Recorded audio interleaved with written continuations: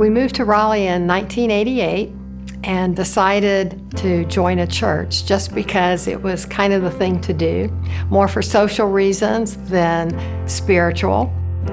But as we went to church and started meeting folks, then I went to a retreat with the women of the church. I felt the Holy Spirit move in my heart. I actually felt the movement of the Holy Spirit, and I bowed my head and I prayed for Jesus to come into my life. My life changed pretty dramatically.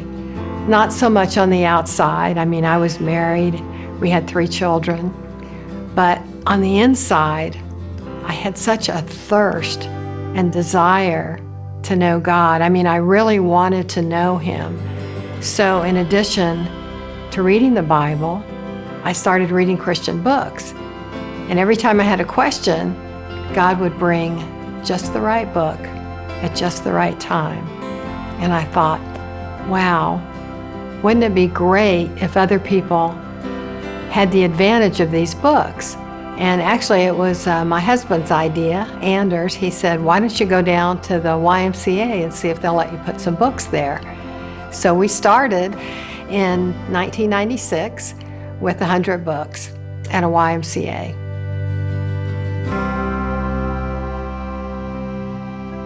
And that was a very, very exciting period. It was a growth period. I think by 2004, we were in 200 prisons, 5 YMCAs, and about a dozen shelters.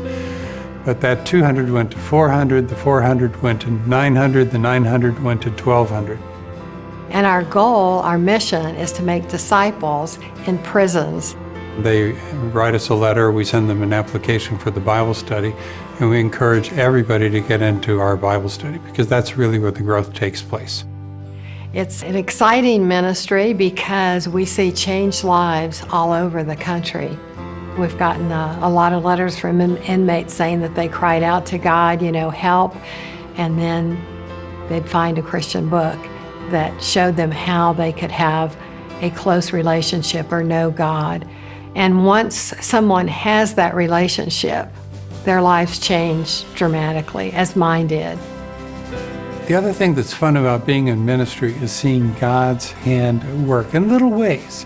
We had a large book donation from a large church in Charlotte, and the driver I think he gave it to Kathleen, a pretty good-sized Bible. He said, I don't know what you're going to do with this.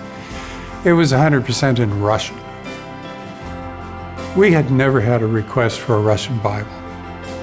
Within 4 days, we had a request from a prisoner in Colorado requesting a Russian Bible.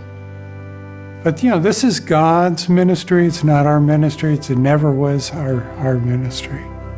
If you're not sure how God is calling you, we'd love to have you join us at CLI Prison Alliance.